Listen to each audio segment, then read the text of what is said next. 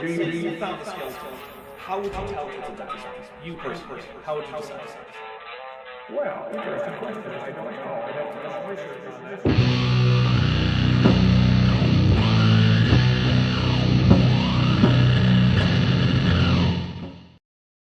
Hello, everybody. Welcome back to Dapper Reacts. This is Dapper X, I believe, like 167, and I am back. In that we didn't really have. Well, so we had a show a week ago around this time. We did, and it was similar to a Dapper Reacts in that, we all reacted to a thing, sort of, in that it was Kip giving us a preview of a book that he claims to have written. It's got his name on it, but I have my doubts because, as we all know, Kip has never written any books, so it can't. That's not how it goes. The saying goes, Kip Davis has written no books. That was my apologies. My apologies. How could I?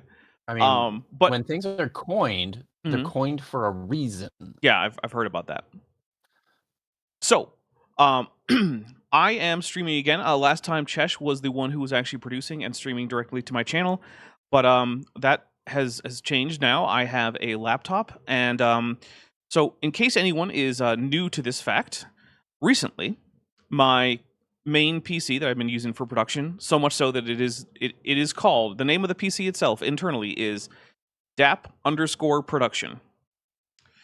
So it essentially stopped being possible to use for production, or really most other things. So I took it into a shop to see if they could repair it quickly and get it back to me, and the answer to that was no. So it's been over a week. Yes, it has been over a week, and the answer was no. So I'm going to be getting it from them probably on like Monday, and the plan is to make a mirror of my C drive because I don't trust anyone, and then ship it off to the manufacturer to hopefully be replaced. In the meantime, I have purchased a laptop which has the name Dap_backup, and that is what I am streaming from. It is a serious downgrade in terms of power, especially memory, and so everything is slower, but it is functional, and I do not have to continue to rely on the charity of Chesh, which, while greatly appreciated, is not something I feel comfortable doing in the long term. So there you go. That is why I am back. It is also why the pinned chat here is a chat to a fundraiser that is there in case anyone wants to help out with both offsetting the cost of this laptop as well as any repairs and stuff. And I do want to be very clear, the laptop has in fact already been paid off by the fundraiser, so it is not nearly as urgent as it would have been, say, a few days ago. And so additional money is just going towards things like repair, shipping costs, insurance costs for the PC while it's shipped, any other incidentals like, the new hard drive I'm going to have to buy to mirror my C drive, stuff like that, right? So that is what that money is going towards there, in case you decide to give. And you might notice I don't have the donations tracker up. That is because I am not entirely sure where the file is, nor am I entirely sure that I can actually successfully run it given my currently limited RAM. So that is something that will have to come later. However, I will be keeping track, and the drinking rules are still in effect, so you can make us drink. I also don't have the drink tracker, but that's because I forgot to download the program that does it. Because I am still finding various little programs that I use for one or two things that I forgot to put on this laptop, and so you guys are going to have to just bear with me for a little while. So that is the horrible news intro stuff that is now gotten out of the way. So, hello, Vishanti, how are you? I'm not feeling 100% today, but I'm here as long as I can be, and well, as I was saying before the stream, I'm anxiously awaiting the delivery of a book that I've managed to find this week, and it's a printed volume from about 1935, and it's something that I've been working with a lot at local libraries, both public and research, and I wasn't even anticipating finding a copy out in the wild, but if I, did locate a decent quality, it's going to save me a lot of time and labor in terms of consulting what I need for the manuscript work that I'm doing, so hey. Awesome. And I do want to say thank you. We did have a $20 donation to the GoFundMe while we've been going. So I want to say thank you. We do have a few super chats I want to read before we get to Kip. Dr. Dino for $5 says, "Have a great time, folks. Wish I could tune in, but I'm starting a stream myself talking about the Dr. Cretaceous Dino. beaver." Hey, Dr. Dino. Hey.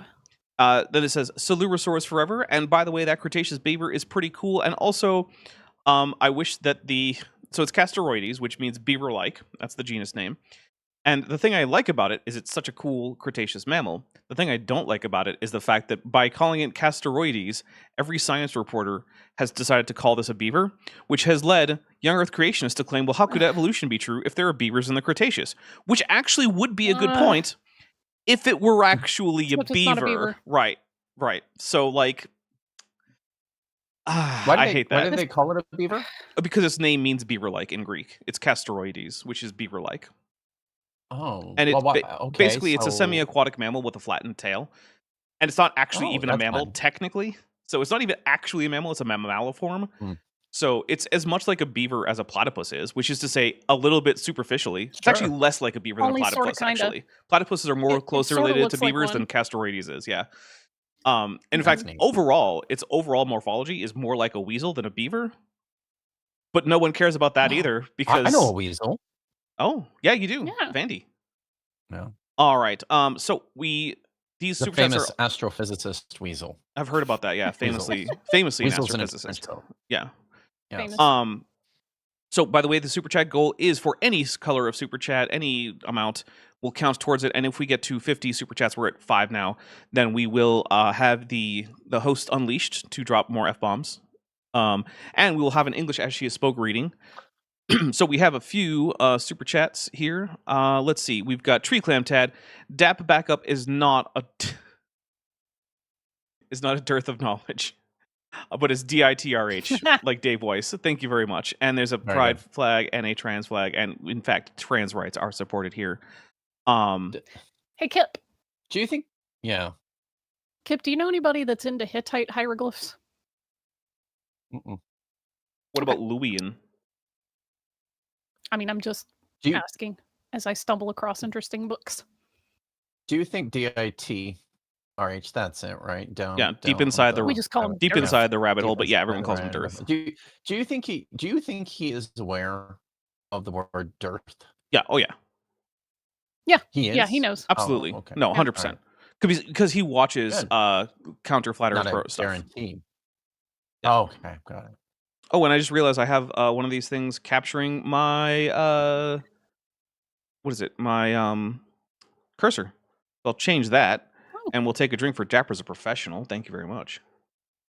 Yes, but you're working on a new machine, so Yeah. I feel like we can give you a little bit of a break. Okay, look, I have lychee flavored soju, and I want to take a sip of it because it is delicious. It is one of my favorite alcohols. Is Oh, lychee flavored wow. soju. So That does sound delicious. it really is. Lychee flavored most For those things of is For quite those of you in delicious. the audience right now who may be curious or maybe not, whatever I'm telling you anyway, as to why I'm not super engaged with the chat at the moment, it's because I'm browsing the rare book collection at a bookstore and gallery in New Mexico, in the city of Truth or Consequences.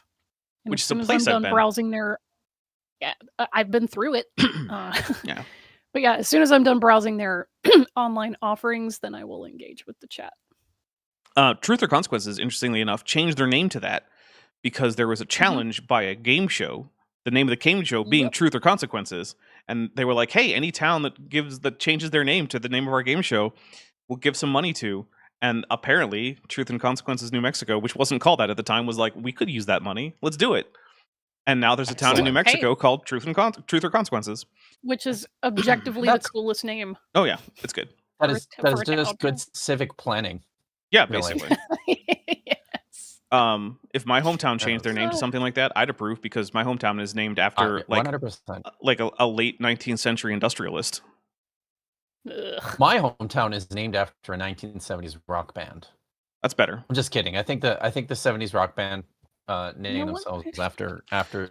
Sorry, it's not my hometown. It's the town that I live in. To be fair, my hometown. My hometown Oh, sorry. was named after another my hometown was named after another town in Scotland. Oh, all right. My technically, well, not the place of my birth, but my hometown is named after a city in England, also named Birmingham. Well, lots of So- cities in the U.S. are named after cities in England, and also we do say there's it a as good Birmingham, though, and university. not 100 Birmingham. more on this on the fundraiser. So thank you so much. Oh, excellent! Wow. Um, The University of Birmingham in England Mhm. is an excellent institution and boasts one of the most prominent female Dead Sea Scroll scholar. Oh, Nice. shout out Birmingham. Naramda Puts for $5 says, when Abraham and Isaac built a computer, they relied on God to provide the RAM. I like that. That's good. That's excellent. Amazing.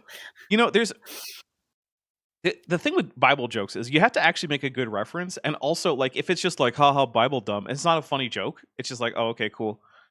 And so I like that one because not only is it not just like haha Bible dumb, which is never funny, it's actually a good reference and a clever play on words, and like that is a top tier Bible joke in my opinion. Cassie Now clearly, that I missed amazing. it, I wasn't listening. when Isaac and Abraham Ugh. built a computer together, they relied on God to provide the RAM. Aha! There Very you good. go. There you go. Cassie clearly Hang for on, wait. okay. There There it we is. go. Oh yeah. Cassie clearly for $5 says, happy to hear the laptop is funded and best of luck to for a speedy PC return with 3 trans flags. Well, I am expecting it to take at least a month. That's my like lower That's level. Crazy. Yeah. Well, Wow. Fear Floating Rocks Monger, who's been a member for 42 months, says something that I think is in like Norwegian or Icelandic or something. Let Kip read it. Yeah, Kip, go read that thing from Fear What am I Floating reading? Rocks. Member for 42 months. Come on, Kip. You gotta pay attention. Oh, What are you that's doing? it. Yeah, why don't I? Because you're here. You're one of the Where is it? co-hosts. I'm not even. You're the I'm not only even one of us that has seeing it. any Oh, familiarity. I put it in the okay. internal There, DMs if you want. Det som tänker hebreiska or fänka or like I have a very rudimentary command of Norwegian. Well, what I does it think mean? this is- Better than us. Well, there's I don't know. There's an AIG or a bag of dicks, and I think something about it has to do with you because I think Hebraiska has something to do with Hebrew. You know, if I were just It does guessing. have something to do with Hebrew. Yeah, look, until we Oh. can convince Matt Monger to suffer through these live streams, Kip, you're the closest we can get to an expert in Oh, Norwegian. that's so. It's true. That's so lame. Which is just sad. I very much doubt I'm the closest. There's obviously. Well, then invite people Matt Monger for next who week. have a stronger. Right. Well, he's not. He's not going to come. Why not? So We don't know that. We haven't asked because him. he's Yeah. because it's a Saturday, and he Yeah. prefers to golf on his time off, and Nice. he it's what time is it now? It's probably closer to 9:00 p.m. I'll tell you Yeah. what. Probably If Matt family time. Monger shows up, So- I will buy him a copy of 4D Golf on Steam, Okay. which is Sure a he real was thing. Waiting in anticipation. Also, here's a fun fact. This is a spoiler. So if you don't want spoilers for 4D Golf, plug your ears or switch mute the stream or something. In the last world in 4D Golf, it's actually 5D. Oh my god. What does that Maybe even his kids are mean? into I don't to gaming. What do you mean? What does it mean? It's got Perhaps. 5 spatial dimensions. That's okay. So like normally in a game, you can go up and down, left and right, and forward and backwards. Well, you Right. just add 2 more directions. And you can move or rotate in any of those directions. Not that complicated, Kip. I guess. Kip has never spent time Oh. solving 4D mazes, unlike some dinosaurs here. This may those are be of not. some interest to various folks in the audience and your friends. There's a 1975 volume of the magnetospheres of Earth and Jupiter. Ooh. Yeah, The diagrams and everything. That's pretty cool. The Screen Geek for €5 says, showed my undergrad students part of a Dapper Reacts during my last SciComm lecture. Very proud of the next generation Dapper fans. Thank you very much. I appreciate that. That's awesome.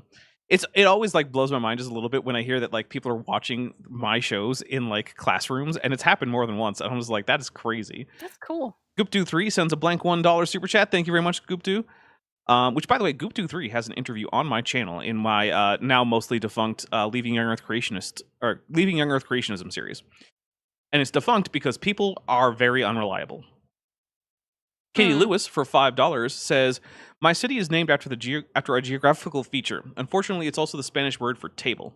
Well, Yeah, Is that Lamesa. unfortunate? Mesa. I don't know. It's fine. It's a thing. Tree Clam Ted says, "Play the eagle sound, fish," for $2. I don't have it because we're not on StreamYard. Ah, True. lame. Mm. All right. I think that means that we are caught up, which means that now it is time for us to remind everyone why we're here. We are here because one particular Ammon Hillman, who is look, I don't have his blood work or anything, so I can't be completely sure.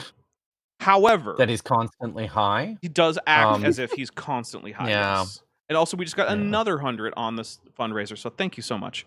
Damn, nice. I am counting the fundraiser towards the funding goals, which means that we are currently, I think, more than halfway to getting some free pizza for Ben, so he'll be able to eat today. So Ammon Hillman, Hey, I had pizza last night. nice. It Did you wasn't give any to freezing. I had Bent? pizza yesterday before your stream. Did you give any of it to Bent? Sorry, what? Did you give any of it I to did Bent? not. No. It was not a big pizza, and it was a donair pizza from Ooh, Red Swan. that actually sounds good. But I have to say, last night's wasn't as good as it usually is. So I don't know what they did, but it wasn't quite as good. Maybe I feel like there wasn't quite enough Halifax sweet sauce on it. Oh, I seem to have missed the Screen Geek second chat. I will go check for it. Apparently, I did see it. Oh, and drink for Mothra, everybody. Drink for Mothra. I think my sister texted me. Which, hey, spoiler alert, that's one of the ways to make Mothra happen is if you text me, but you don't have my number because. But by the way, I don't want you chat, texting me. it's I do, but I have sworn to be responsible with it. True. Two M's and Ammon Hillman. Yeah. So. Yeah, it's not Amun Hillman. He's not one of the Egyptian gods. Noise ending got it right. The Screen Geek, with their second super chat that I did miss, I'm sorry about that, says, we also immediately found an ICR article on dinosaurs on a Google search and found it had 2 Trojan sources and cited 4 creationist blog sources or blog posts. Oh, that's just exactly what I would expect. And I'm making sure. Yep, that was the one that I missed. And then Sapphire, big. Oh my goodness, why is it cutting off all the names? Big Swamp Denier Light, there we go, for $2 says, "May the machine spirit be soothed," with a praying emoji and a cog emoji. And a Mothra, so we'll take a drink for that Mothra. And thank you. I also hope that the Omnissiah will bless my computer with renewed function and that he will restore full function to the machine spirit of my cogitator. Oh my goodness. Yeah. Dapper, I just found Un Catequismo Nahuatl. Ooh. Imágenes. It's got so many cool drawings and reproductions of Nahuatl images and iconography. This is so cool. All right. So when we were last here, but it's $200. Ammon Hillman was talking to us about how horribly pathetic it was that if you learned about 2,000 words, you would understand about 90% of the Hebrew that you would come across in the Bible. And we had made the point that that's just pretty much how languages work. And that if you know 2,000 words in any given language, you're going to know most of the words that are going to come up as long as they're the most common words in that language. Like you didn't pick like 2,000 rare words. But yeah, that's basically the number that you need for most languages is about 2,000, and you'll get through most conversations.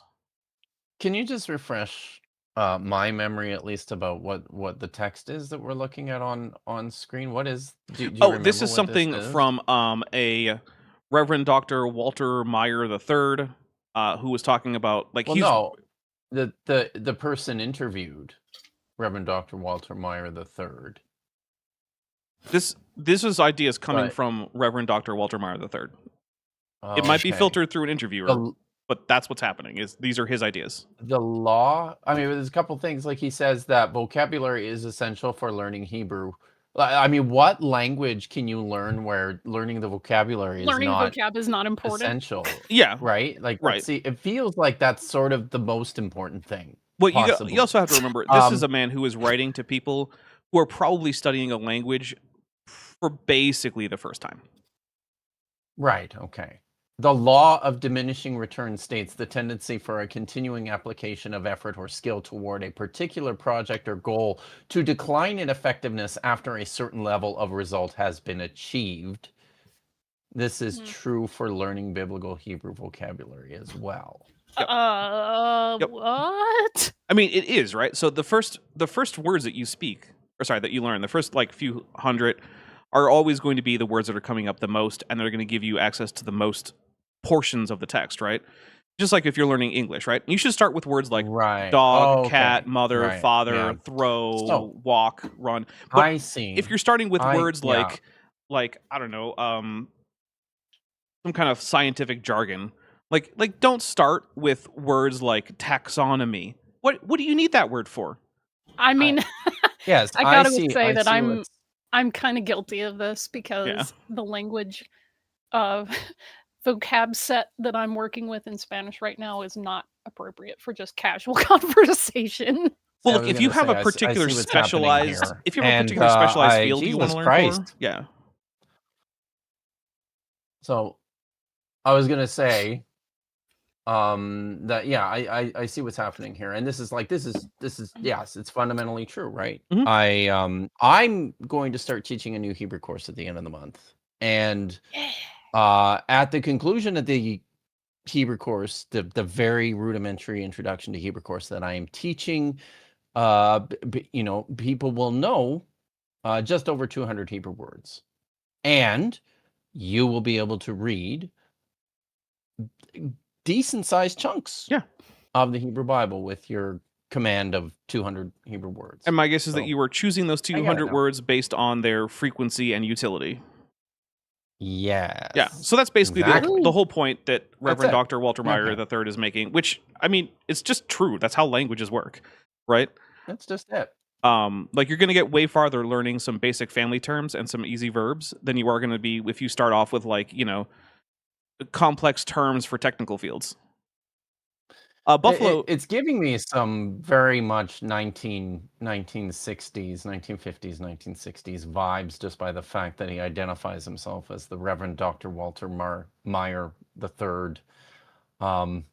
That's yeah. To be fair, the interviewer referred to him that way. It's not actually clear that that's how he usually identifies. Fair. Yeah. Yes. He might be one of those guys who's just like, just call me Walt. Oh, okay. Buffaloed scientist for 100 Argentinian pesos says, if Hebrew is a real language, why did Jesus write the KJV Bible in good old U.S. Americanese? That's a good question. It's a very good question. Yeah, it is an excellent question. Let's see. Well, Katie Lewis. Maybe that guy calls himself Trip. Must be a fan of Enterprise. There you go. Katie Lewis for $5 says, unfortunate because Spanish speakers from other cities laugh at us. To be fair, Arizona has lots of weird and wonderful city names. They do. Look, here's the thing though. If you dig down into the meaning of place names for most places, they're just ordinary like descriptions of something, or they're named after some guy. So like the fact that your city is named Table in Spanish is actually not that unusual. Tree Clam Tat for $5 says, here's an extremely dumb dog. There is an extremely dumb dog with me. Ammon Hillman is a bag of Dave Weiss. It's too bad you don't have a Mechanicus Thurable Dapper with a Godzilla. Thank you. I will take a drink. I could have a Mechanicus Thurable. It is one of the gifts on my wish list, which is linked in the description. Let's see. And then I was gifted 10 Dapper Dinosaur memberships. So here's what's going to happen. I am going to describe the last bit of what we were talking about before we left off last time. And I'm going to mute everyone else so that I can actually get through it. And I'm going to hit play. And then I'm going to take my 10 drinks. And we're not going to hit play, or we're not going to hit pause until after the 10 drinks. So anyway, this whole thing was based on Ammon Hillman's silly idea that the size of the word count in the Hebrew corpus is smaller than the word count of the ancient Greek corpus, after he decided to count every single version of the same Greek word as a separate word and not do the same for Hebrew.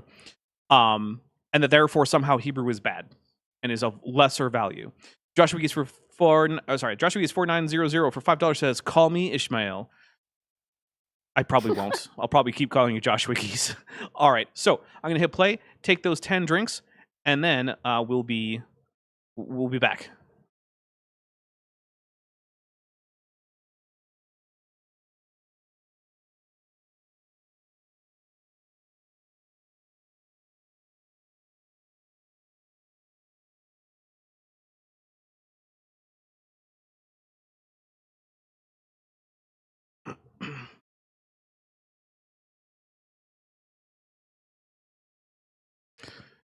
So what's looking bad?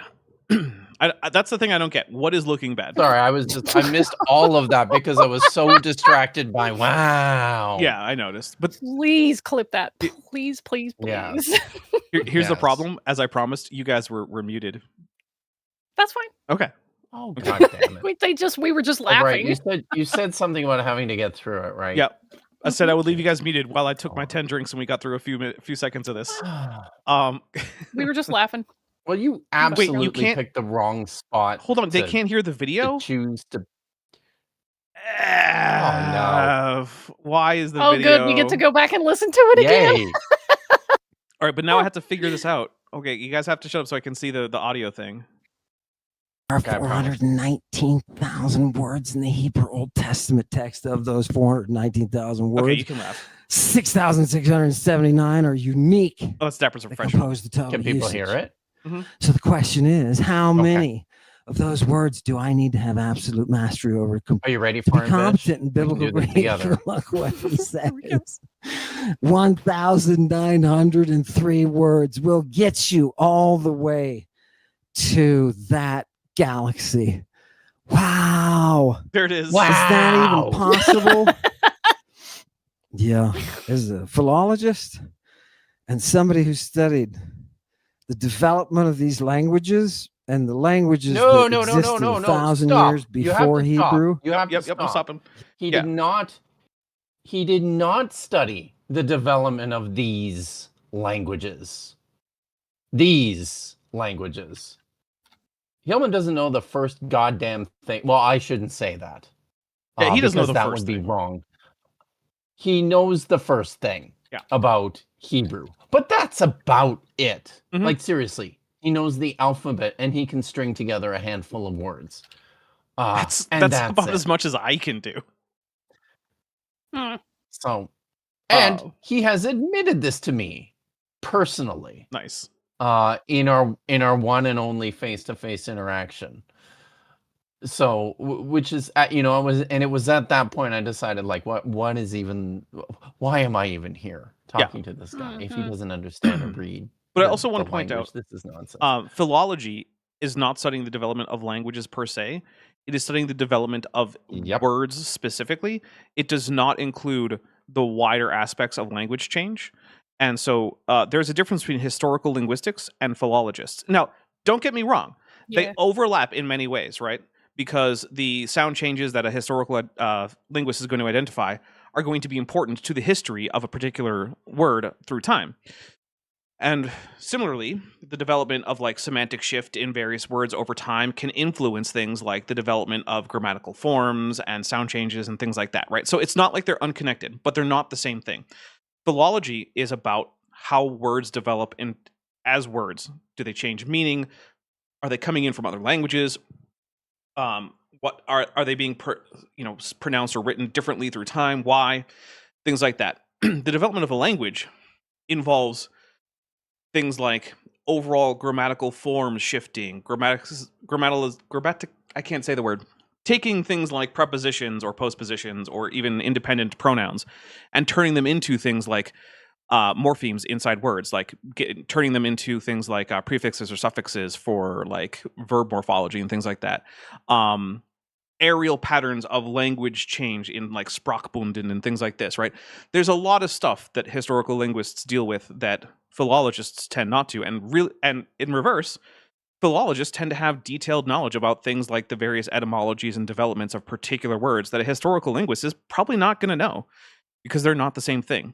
So when he tells you, as a philologist, I've studied the development of these languages, that's, I don't want to say it's a lie, but it's definitely, I'll call it boastful, inappropriately boastful. Does that seem reasonable? Inappropriately boastful. vainglorious. That seems Yeah. very charitable to me. Okay. Dapper. Well, I'm a charitable guy.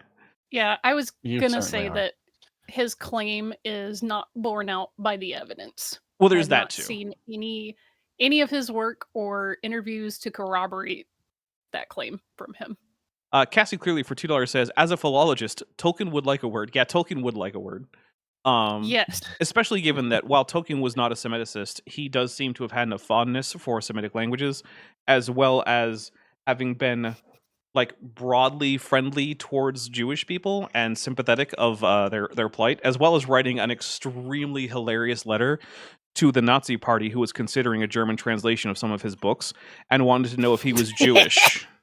And I would highly encourage you to go look up Tolkien's letter It's to the good. Nazis. Yeah, it really is. Yes. It's excellent. He's amazing. What is it? Sorry. Tolkien's I letter was- to the I was- Nazis. Oh. Oh yeah, because at one No, point the I- Nazi Party was like, "Oh hey, this Tolkien guy is popular and he's from a good Germanic country. Maybe we should translate some of his books into German and publish them." And so they wrote to him, and one of the first questions they asked him was whether or not he was Jewish, and he went off on them. But he went off on Holy them. Yes, he did. He went off on them in one of those like, I'm a very well educated and erudite like academic type things, and it Yeah. is great. Chef's kiss. Oh yeah, Wow. absolute chef's kiss. Mhm. Yeah, Tolkien was not a perfect man, but he had absolutely no Sure. time for the Nazis. None. Yeah, he. In fact, Kip, it's short enough that I can just read this to you really quickly. It's like 2 paragraphs in a sentence. Dear sirs, thank you for your letter. I regret that I am not clear as to what you intend by Arish. I am not of Aryan extraction. That is Indo-Iranian. As far as I'm aware, none of my ancestors spoke Hindustani, Persian, Gypsy, or any regional or any related dialects. But if I understand that you are inquiring whether I am of Jewish origin, I can only reply that I regret that I appear to have no ancestors of that gifted people. My great-great-grandfather came to England in the 18th century from Germany. The main part of my descent is therefore purely English, and I am an English subject, which should be sufficient. I have been accustomed nonetheless to regard my German name with pride, and continued to do so throughout the period of the late regrettable war, in which I served in the English army. I cannot, however, forbear to comment that if impertinent and irrelevant inquiries of this sort are to become the rule in matters of literature, then the time is not far distant when a German name will no longer be a source of pride. Your inquiry is doubtless made in order to comply with the laws of your own country, but that this should be held to apply to the subjects of another state would be improper, even if it had, as it has not, any bearing whatsoever on the merits of my work or its sustainability for production, of which you appear to have satisfied yourselves without reference to my Abstimmung. I trust you will find this reply satisfactory and remain yours faithfully, J.R.R. Tolkien. Wow. I love that. It is such a wonderfully polite way, and I'm going to do it to Oh say, my God. "Hey Nazis, go fuck yourselves." Fucked. Oh, we just dropped You 2. just used our free one. I used God. everyone, And and then it wasn't Vish is even an extra. me. Holy shit. I know. Metageeky, look, when it Wow. comes to Nazis, you just gotta drop it. You gotta. Do they count? Yeah, they count. Metageeky Platypus Librarian for Oh. $5 says, "When will Ammon start cooking an omelet?" Right. Speaking of rotten eggs, AIG's collection of swimmer tubules also fertilizes bad ideas. Gross. With a Mothra and a Godzilla. We'll take a drink, thank you. Tolkien. Yeah. The shade there of him saying like, "Hey, you guys keep this shit up." People like Yeah, you Heather- probably have a German last name. Heather Kuhn said, "I thought they asked him if he was Aryan." Yeah, but here the subtext behind that is exactly what Tolkien picked up on. Yeah. It's, "Are you Jewish?" Yeah. Because that is the subtext there. It might not be Yeah, and what they asked directly, but you know I what they were love asking. that he counters exactly what they asked. Like, no, I'm not Indo-Iranian. None of my ancestors spoke any of these languages. And Right. then he goes in on what they actually meant. He's like, well, Yeah, I know you right. meant I'm Jewish, but Also, I love that while he used the unfortunate term gypsy, I mean, it was the time it was, but I also the love time, that that's- he knew it that was was. an Indo-Iranian language, which it is, Mhm. and which a lot of people don't Yeah. know about. So, that like, is true. also showing his linguistics chops. It originates in Rajasthan. Mm-hmm. All right, we're gonna hit play. Yep. Yeah. I have to say, it's starting to look bad. So that's the thing that Why? what is looking Him? bad. How?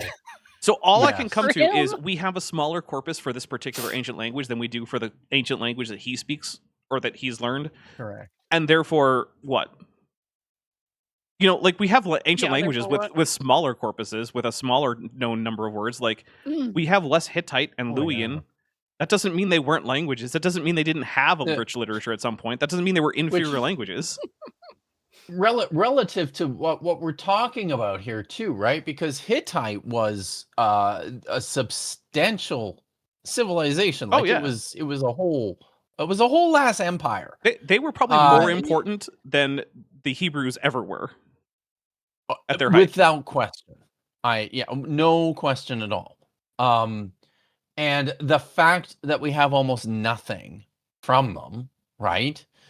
It's just what he's doing is he is inventing like a philological history from the accident of preservation, which is just dumb. Yeah. It's extremely dumb. Ninjester for $10 says, for the telling the Fourth Reich what they can do with themselves fund. Thank you very much. Mm-hmm. All right, here Very we go. Good. Starting to look real bad. Mm. Now, the fact that this For professor can say the way to learn Hebrew is to memorize 1,900 of their words. No, he's not saying that. He's saying that will get you that is where you're going to get to 90% of the text that you're going to read. That's not him telling you that that's how you learn the language. There's no point where you stop learning a language. Something you have to do. I wonder how many of those Greek words Ammon has memorized. You know, my way guess to learning Greek. My guess is that there is some point when he was learning ancient Greek where he knew fewer than 1,900 words. I bet that's probably true. And it was probably an accomplishment for him to get to 1,900 words, assuming he got there. And that was an important part of the journey of going farther. And that he might not have said, if he reached that point, that meant he knew ancient Greek, all of it. But no one knows all of ancient Greek. No ancient Greek knew all of ancient Greek. You don't know all of your first language. No one does. Mm-mm. If you have ever come across a new word as an adult, guess what that's an indication of? You didn't know all the words. You don't know all the words. Yep. Yeah. Yep. Happens all the time. Mm-hmm. Or 1,000 something, 90, whatever it was. That shows you. The fact that we don't need grammar shows you something. What? Oh my god. I'm Who taking what? a drink. No one. This is him taking. I know. I have run into people who do this, right? Who learn Hebrew words, and that's as far as they go. This is usually the way somebody. I shouldn't say usually, but this is often the way somebody will self-study for a language. I just learn the vocabulary. I learn the words. I can figure this out, and it just nothing works. Nothing works this way. Correct. It just doesn't. So actually, this comes up sometimes when people start thinking like, oh, hey, maybe I should create a language for my fantasy book or whatever, right? And what they will do is like, well, what's a language? Well, they got new words for everything, right? That's a big part of learning a language. You have to learn the new words. So what they'll then do, and I'm usually familiar with this from like L1 English speakers, most of whom tend to be monolingual. So what they'll do is they'll make what is basically just English, but relexified. Yes. So they'll take a dictionary basically and they'll scratch out, they'll replace every word with some other word in their created language. But then the grammar is the same, the syntax is the same, even the idioms will remain the same. And it's like, dude, that's not a new language. That's just a cipher for English. I know. Yeah, I don't know about I the was rest gonna of say you, it's but I was cipher. doing this in grade 5, right? Like, Yeah. It's not, that's not how languages work. Not every, you can't just look, English as she is spoke is a great example of this, right? English as she is spoke is an attempt from someone to basically relexify French with English words. And it obviously comes out wrong. Because that's not how English works. That's not how any two languages work.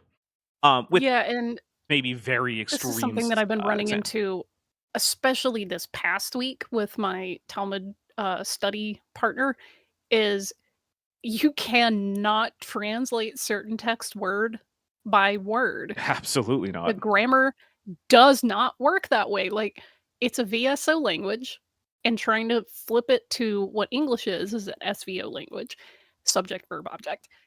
It just does not make any coherent sense. And I've been getting frustrated because I want to, I guess, filter it through what I know about Hebrew so far and get a really solid, hey, this is how you would make sense of this in English.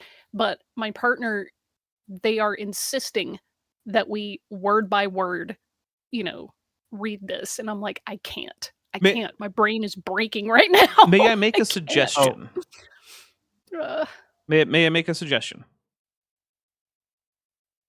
Are you asking? Yes, I'm asking Vishanti if I may make a suggestion. Oh, okay. She seems to be disinclined to say yes. So I will just continue on. She does. Go ahead. Okay. I don't understand why you are asking as if that's a thing that I would tell you no. You're just going to do it anyway. I don't want to be No, I wasn't. I don't want to be presumptuous. My Okay. suggestion, since apparently it's okay, is to say introduce your partner to what is called a parse. So in linguistic circles, one of the things you see when examining languages, you'll get the original text, then you'll get a transliteration, which you can probably skip in this case because this person is probably sufficient. Yeah, we don't need it. But then what you get is a morpheme by morpheme analysis of what each word and each suffix or prefix or whatever means. And then there's a full translation. And the advantage of that is it can show you how the grammar in the target language that you're learning works, while also getting you to why it means the thing that it means in the language that you're more familiar with. And so I feel like a parse might help with this person. I mean, that's what I default to, because all of my other, I guess, classes so far in Hebrew do that. We parse the Good. language, like, oh, okay, this is the root. We've looked at this word, we've cut off the prefix, we've cut off like the suffix or the infix, to discover the root. And then infixes. we go, oh, this is a, yeah, I know, God, Hebrew has so many, and they're so,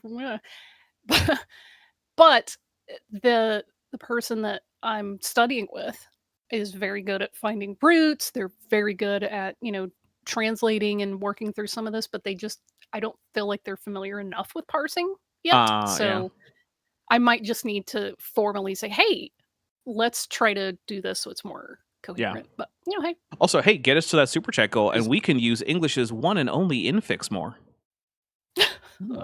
Very nice. This feels like an appropriate time to tell a very pertinent and relevant story. Okay. And you should of when I started. I should backing up. When I was a very young man, I had originally intended to go into professional ministry, and right when I was starting college, like Bible college, I also started interning at my local church, and was asked to preach a couple of sermons, and this was my first kind of first attempts at preaching, and I had a Strong's Concordance, and I determined that I was going to do early on, I was going to do a series of sermons in the Book of Lamentations. And I used my Hebrew concordance, my Strong's Concordance with the Hebrew glossary in it, to construct my sermon, not knowing a lick of Hebrew, and basically managed to rewrite the entire prophecy, to say the exact opposite of the things it was saying. Fun. Precisely because I could read the glossary, but had no idea how the syntax worked. Yep. It was a hell of a sermon series, I gotta say. I'm sure it was very entertaining. It was bullshit. The whole thing. So we got a couple super chats. Yeah. My Unfinished Sock for $5 says, don't miss Journey's upcoming subtle wordplay. Like and share the stream instead, with a winky tongue out emoji. Then my Unfinished Journey for $6.66 says, hail Nero, hail Daps, Kip, and Vish, and hail English as she is spoke. All right, we're gonna get a little bit more. I don't know why the screen dimmed. That happened on the original video. Again, this is a screen capture from some your computer? other thing. No, it's the video itself. Oh, okay. Thing is wrong. You're working with a counterfeited language. The Masoretic text is a counterfeited language. A counterfeited language. What? Also, what I'm going to be. So here's what he's going to get at, right? He thinks that Hebrew is a constructed language. He thinks that the earliest Sure. Jewish scribes and scholars were Greek speakers, and that they decided to create Hebrew as a language and then translate their texts, which constitute the Septuagint, into Hebrew Yeah. in an effort to falsely claim greater antiquity. Is basically what he's going with. Well, except for those small parts in the text that they translated back into Aramaic. Mhm. But otherwise, yeah. the- Otherwise, this is silly. the theory is foolproof. Right. Um, Also, in an effort to not expose everyone to unfortunate visuals, shall we say, very, very, very kindly, I'm going to hide the video for the next few seconds. Okay.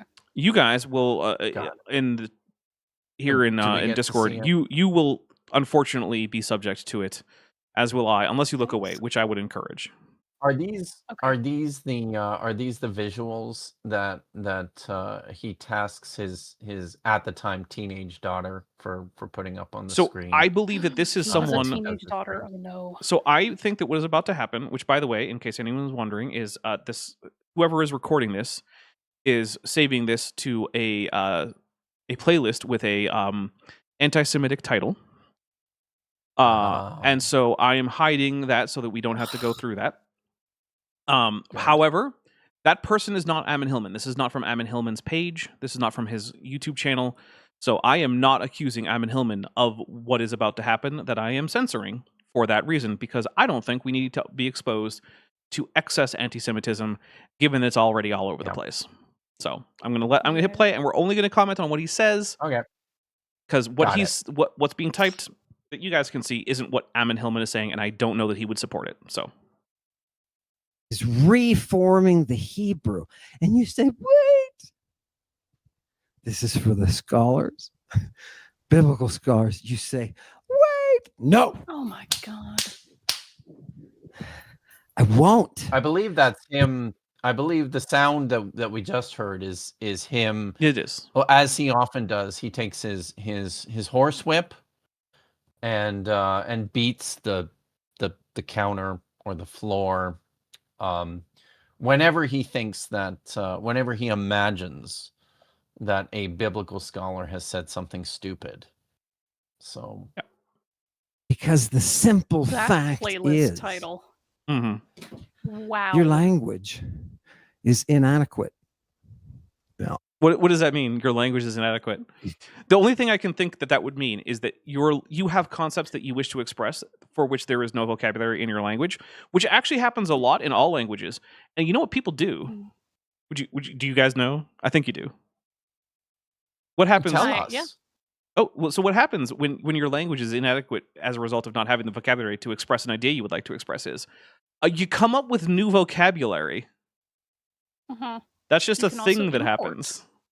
Yeah, You can import words. ultimately, as far as like looking at just that language, that is new vocabulary for the language. Yep. So you borrow a word, you coin a new word, stuff like that, right? Mhm. So yeah, or you sometimes borrow a pre-existing word and give it a new meaning. So I'm working on a computer, but until fairly recently in the history of language, or the history of English, I should say, the word computer was a thing that was a person. It was a person Mhm. whose job Who it was to do computed. math. Yeah. So like a lot of the people who did the math for plotting the courses and course corrections and orbital insertion burns and whatnot for the Apollo program was just a bunch of women, many of them women of color, who were basically in like NASA's basement. Not literally, but like basically, yeah. And they were handed a bunch of math to do. And then they handed back the completed math after it had been checked by each other, basically. And then that's what NASA used to get people to the moon. And those people had the job of computer.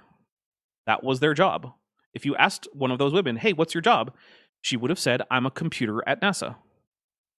It doesn't mean she was a box of But they circuits. compute. It means she Yep. computed things. So that's another way that we get new vocabulary. So that's what happens when a language is quote unquote inadequate. It just grows. So something that and of course he would have no idea about this, but it's not like for hundreds of years that scholars have been investigating the relationship between the Greek translation of the Old Testament and the Septuagint and the Hebrew text, and recognizing a number of the profound differences. It's astonishing to me that Amon Hillman is so uncurious that he cannot even imagine that the Greek translators of the Hebrew text were expanding and elaborating on that text in many places. Especially Which given is the ways. something Oh, sorry, go that ahead. happens in the course of particularly ancient translations. Yeah. And it's especially odd that he doesn't imagine that given the creative ways in which he translates the New Testament. Because Right? he creates all sorts of crazy readings that are just not there and that are much more elaborate than what actually is there. And yeah, like he has noticed that the root in Greek chrio, which basically just means smear, has been used in multiple contexts. And then he imagines that things like Christos, which means anointed one, or you could say the one who's been smeared with something, has all sorts of crazy meanings that have to do with like pharmacology and whatnot. But like, it also just means someone who has something smeared on them, which does not have to do with like getting high necessarily. It could, but like, yeah, he'll just be super creative about that. But then when it comes to say like the translators of the Septuagint, nah, man, no. The only option is either they invented Hebrew, or they came up with like woodenly literal translations of some other language. Those are the only two options. And since they clearly didn't do the form or the latter, I guess they just made up Hebrew. My Unfinished Journey for $2 says, and he missed it. Head desk. Wait, did I miss something? Hope I didn't miss it. Maybe I did. Oh, where the F did I get this vid? The bowels of YouTube. The absolute Clearly. depths. Yeah. So, and honestly, I wasn't actually sure until just now what I was going to do with that little typing out of the absurdly anti-Semitic playlist title, which I am not sharing. But Vishanti can absolutely affirm that it was as bad as you think it was. Yeah. All right. So what we're gonna do is we're gonna play a little bit more, and then we're gonna take a quick break. And when we come back, I think what I want to start with is after my little commercial bit, I really want to get into how it is that we can be very, very, very confident that Hebrew is in fact a natural language that developed and not the constructed language made by like 1st century BC scribes, which is it's just not an actual possibility. It's not ontologically impossible, but like it basically is just impractical to the point that there's no reason to think that this is how it works. So we'll get a little bit more Ammon in. We'll take a break and we'll come back. Yeah. It's a falsified form. And you say, no, they found these pots with some fragments in them. They found pots with fragments. That's archaeological evidence of the language. Yeah. Saying damn. something factual, but in a silly voice does not make it unfactual. Right. Which is... okay, he's not the only one who does this, and I never get why people think that this is a good idea. Saying things that are true, but mockingly, like Vishanti said, yeah, that doesn't help anything. That doesn't make you right. It just makes you look like an idiot, or an asshole, or both. Yeah, and the fact that pottery is one of the many things that we found, again, doesn't make the language fake. There are apotropaic amulets that go back even further than the pots that prove that people were using this language for a long time before these manuscripts were written down. So he can stay mad about it. He will. But it's still there. Sometimes they'll have a collar. They found pots with fragments. Sometimes they won't. Sometimes they'll be wearing some accoutrement. Sometimes they'll have a What is he collar. talking about? He's Is he talking about call-in the shows? religious? No. He's talking about the intersection between clergy and scholars within biblical studies. So Oh, he he's meant to say talking about like a scholar. clerical collar. No. He's talking about like Oh, Catholic Because they wear Catholic the priests who religious are collar. also okay, scholars, okay, which yeah. is common, right? Like this Right. is common. Scholar with and an A, he's not an going E. to like yes, exactly. So he uses this fact to basically poison the well Yeah. against the entire discipline of biblical scholarship. And he's not this is common. This is precisely what mythicists like Richard Carrier do when it comes to evaluating biblical studies, and it's just a form of anti-religious bigotry and propaganda, and it's just garbage. It's also the genetic it's- fallacy, and also to some Yeah. extent an ad hominem. It's a bunch of fallacies all rolled into one. It's just alleging that, well, because they happen to be clergy, they're not capable of being objective. Yes. So you can't read or trust anything they write, but he Yes. is definitely not biased at all. And I've even gotten the question last night is, oh, there are scholars who are religious? And I'm like, yeah, a lot of them are. It doesn't mean their work is bad. It turns out that the peer review system is in place to help catch bias. Yep. Wouldn't you know? Doesn't always work, but it's the best we got, right? Yep. So In fact, in the video I just released for early access today, there's a section where the creationist says that that apparently you're not allowed to be a scientist and believe in God at the same time. So I just went through a long list of That's scientists who such believe in BS. God very and good. who are Yeah. in fact definitely allowed Don't- to be scientists. Don't they try to claim that some of the earliest people that we would consider, pioneers of science were Yes. themselves theists? Yes, but that's before Satan captured academia. Actually, Right. Uh-huh. yeah. Tree Clam Okay. Tad for $2 says just the normal amount of anti-Semitism. Yeah, which is already too much. Yeah. Jeez. Honestly, when I first selected this video, I was mostly looking away from the screen. And when I was scrubbing back through it later, I was like, oh, Mhm. yeah, okay, that's a thing that happens in this video. All right, we're gonna get a little tiny bit more in, and then we're gonna get out of here for just a little bit and come right back. Sometimes they won't, but they'll always tell you the same thing. They found some fragments in a cave. Hey, This is a perfect time Ammon. to stop and read some super chats. I think we're caught up. I don't think you are. There's a few that just came in. Oh, are they from My Unfinished Journey? Nope.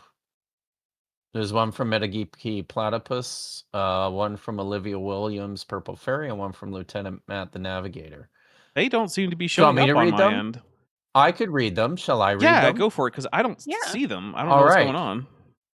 Metageeky Platypus Librarian for $5 says English was made up since we've only found the OED on paper instead of in DRM'd EPUB files on a zip disk. And then there's like trans flags and is that Mothra? I think that's Mothra. Do you see them now? I do, yeah. So, Sorry, because there's also damn an it, earlier I one. really wanted to read Lieutenant Matt the Navigator. No, go for it. Go ahead. I'll start Oh, reading okay. through, and then when we get to that one, you go for it. Tree Clam Tat for $2 says, in Icelandic, computers are called number witches. That's awesome. I like that.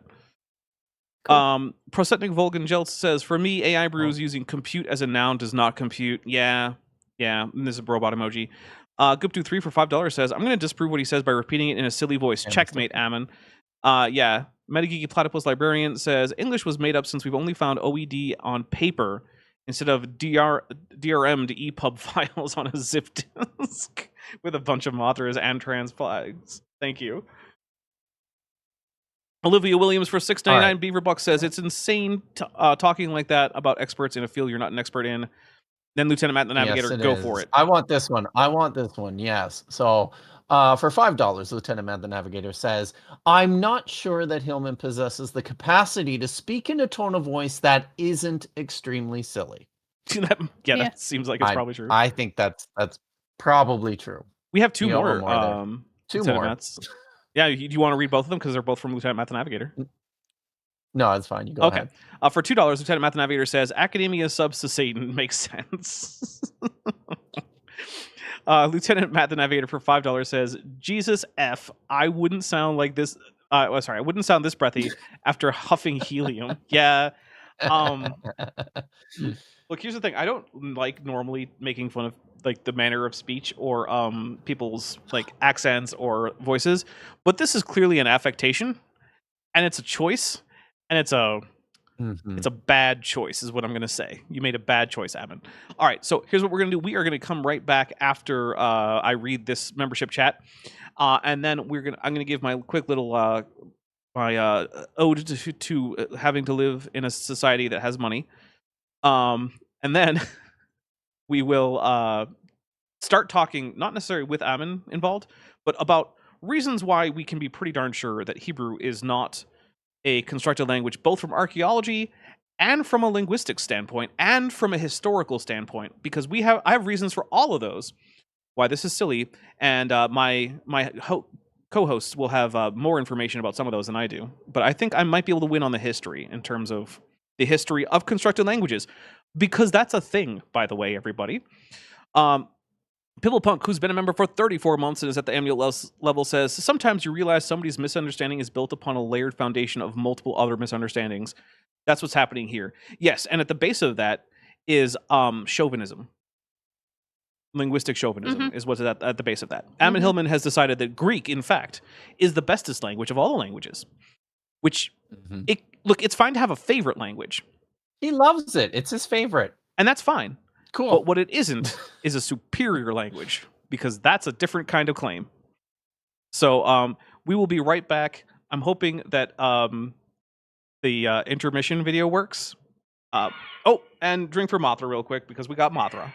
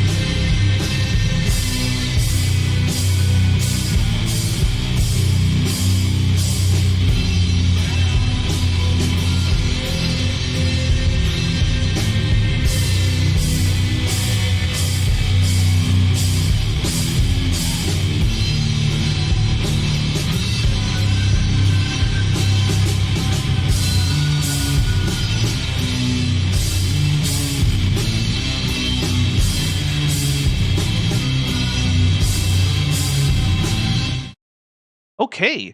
Thank you for sticking with me through the break. All but 8 of you is what I'm seeing. I really do appreciate it. And also, I want to say thank you. We just got 200 more on the fundraiser when I checked over the break. Wow, very So, nice. yes, this has been huge, really. It also means that Bent is going to be getting free pizza, and I'm going to be doing a special avatar. And I'll tell you about the special avatar after the quick shilling and before we get into the Hebrew bit. So, first of all, this channel is, in fact, something that would not exist in its current form without your support. And by that, I mean you broadly, not necessarily you specifically, Sandra.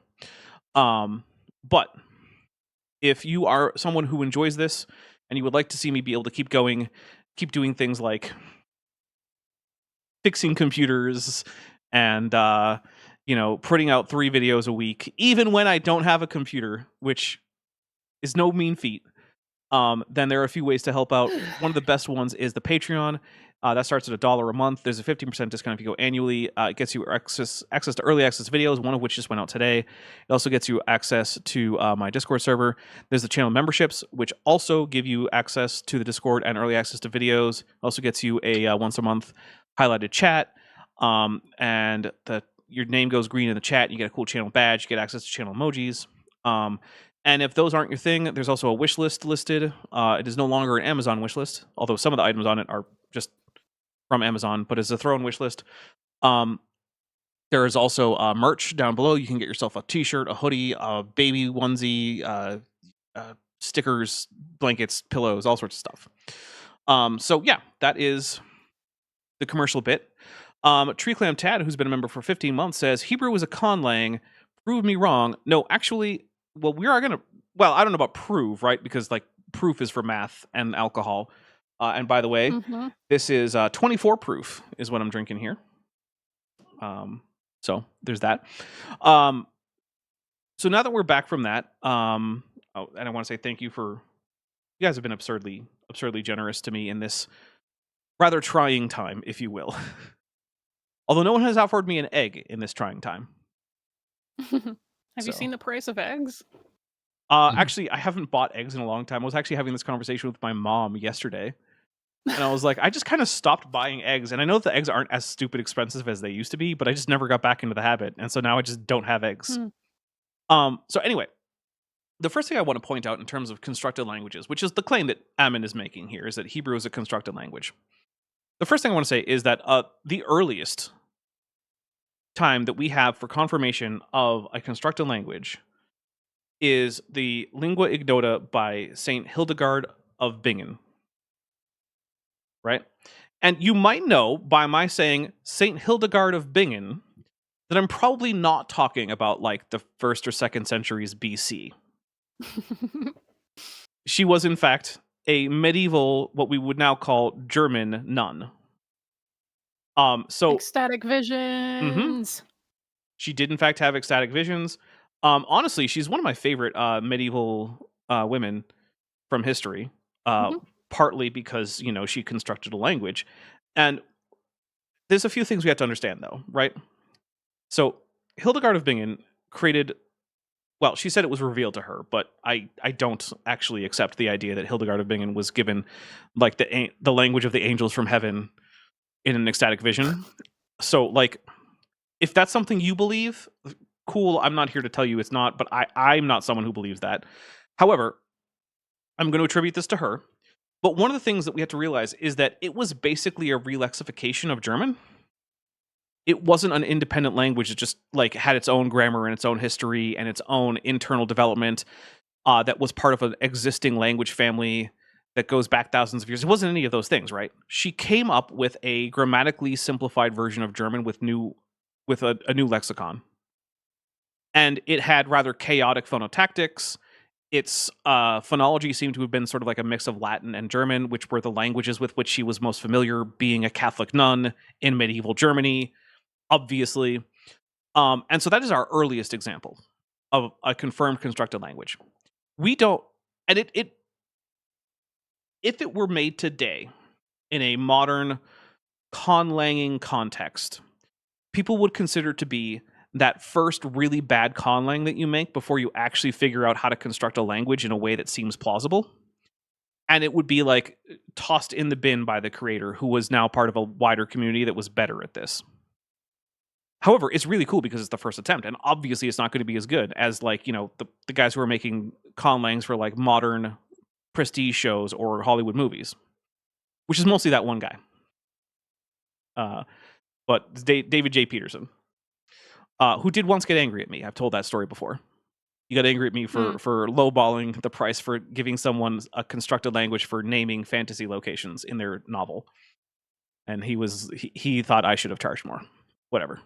Lieutenant Math Navigator for $5 says, Hildegard created a conlang of pre-Yiddish? Yes, apparently.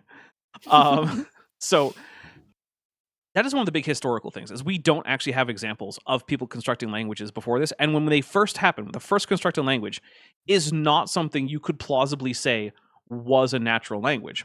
And that's also true for most modern constructed languages. Most people do not have as their goal the ability to convince linguists that their language is a natural language from the real world. And so they don't construct languages that could accomplish that goal. Because it turns out that making a language is a lot of work, and you don't do things that aren't going to help you accomplish your goal. Because why would you? It's already enough work to accomplish whatever, even modest goals you have. Lieutenant Math Navigator for $2 says, obviously the pinnacle of conlang is Ultra French. This is correct. Ultra French is in fact the highest level of conlang. It is second, perhaps only to Seraphim. Santa. Oh well, Right. Santa. Yeah, those three are in sort of a contest for. It's the unholy trinity of It is, yeah. Yeah. Santa, Ultra French, and Seraphim. Yeah. All right, so that is one of the biggest historical things. Now I'm going to start touching on some linguistic aspects, which I think Vish and Kip might be able to help flesh out. And one of them is to say that until very recently, and by very recently, I mean like the 19th century, the concept of a language family didn't really exist. We didn't really know about languages being related to each other. We knew that languages were sometimes easier or harder, and we knew that to some degree the Romance languages and the Germanic languages were kind of linked in ways. But the idea of like, you know, the Semitic language family or the Indo-European language family or even the Afro-Asiatic language family, just not a thing, right? That wasn't a concept that was around. And yet, Hebrew is a West Semitic language. It's not just a Semitic language. It's not just an Afro-Asiatic language. It is specifically within a language group called the West Semitic languages. And in order to create a conlang that is identifiable as a West Semitic language, which I'm sure that Fish and Kip can both assure you is a real thing. That's a real group of languages, right? It includes Arabic. It includes like various Canaanite dialects. It includes Amharic. Basically, it includes all the extant Semitic languages like Sokotri, Amharic, Tigrinya. These are all Semitic languages, which some of you may or may not have heard of. To create such a language, you have to know enough about linguistics to be able to identify the characteristics of not just an Afro-Asiatic language, not just a Semitic language, but specifically a Canaanite West Semitic language. How would you do that as a bunch of Greek-speaking scholars, mostly in Alexandria, in like the 1st or 2nd century BC or BCE? Like, can either of you even conceptualize a way in which that's a realistic possibility? Because I can't. I mean, no, but skill issue, I guess. I don't know. I mean, I guess, but technically it is a skill issue, right? Because if you did have those skills, but those are skills that didn't even exist, right? It's basically on the same level as saying, well, you know, maybe some Jewish scribes in the 1st century in Alexandria in Egypt invented the first, computer that was programmed in COBOL. Well, no, they didn't though. They didn't. It's Right. It's technically it's a skill issue that they didn't. Yeah, that's true, but that's because the skills didn't even exist on Earth at the point. It wasn't that they just hadn't learned them. It's that no one had learned them because they hadn't been invented yet. So some of the examples are things like Kip and Vish were complaining about this on a stream yesterday on Kip's channel, where you have things like weak consonants that just disappear from verb forms when you're deriving the verb forms from a root. They just go away. Constantly. Yeah. You know what conlangers don't normally do because it's a pain in the ass? Come up with hyper complicated systems where like or consonants just drop out of verb forms for funsies. They don't tend to do that. And And that happens as a result of regular and known sound changes that occur throughout the development of West Semitic languages. The same kinds of things can happen in Arabic and other West Semitic languages too. Yeah. And they occur in predictable ways. There's various. This is a good example of this. Dapper is the within Hebrew. There's a common noun type. We call them segolets because they're formed. Yeah. They're vocalized using the what the later Masoretes identified as the segol vowel, which is a short e vowel, makes an sound. kind of a sound. And but we know about the development of these types of words in Hebrew on the basis of observing how cognates of these nouns appeared in other languages. And as it turns out, segolets developed from single syllable nouns. So words like melech or derek or eved, right? In earlier forms of the languages, these were malk and dark and avd. And through just the nature of pronunciation, it became just fundamentally easier to say these in the form of two syllables to adjust the vocalization of the vowel. Like that's where these words came from. But what's really interesting in this is that when it comes to different forms of these nouns, different syntactical forms of these nouns, I won't go into the specifics, but older vocalizations reappear in these forms just on the basis of like historical development. These are things nobody would invent. Right. Just not at all. And here's actually a fun thing. And what I was going to say is that, for instance, the word eved, which probably started as avd, unless you're an Arabic speaker, and it maintained its lack of internal schwa, and it is now abd, and still pronounced as abd. Well, with a at the beginning, abd. Yeah, thank you. Yeah, voiced pharyngeal fricative. That's right. It's a sound. Actually, there's another one. An Arabic cognate for melech is mulk, which means kingdom. And actually, that came up for me the other day. I was perusing the 99 names of Allah for reasons, and I noticed that al-Malik, which means the king, or the ruler, or the sovereign, is in there, which I had already known. But then I noticed that way down was also Malik al-Mulk, which means the king of the kingdom. And I was like, why is this a separate name of Allah? What are we doing here? This seems a little silly. You know, Marduk only had 70 names. Oh, well, he needs to get on Allah's level. Doesn't he? Yahweh has 72. Nin Jester for $2 says, I call the aliens. Duh, boom, Conlang created. There you go. Get the aliens to do it. So, but also, so these are some linguistics and historical reasons why we know that this is a completely insane idea, that Hebrew was constructed by apparently like 1st and 2nd centuries BCE Jewish scribes that were Greek speakers. That's absolutely insane. But also, the thing that he's been mocking, archaeological evidence. We have many of the texts in the Bible written versions of things from the Bible, like the priestly blessing or things, as well as examples that are not religious of various stages of Hebrew. Now, they don't form a great corpus of text like we have for Greek, mostly because at no point was Greek conquered by a country that just razed them to the ground and destroyed their texts, unlike the Hebrews. Yeah.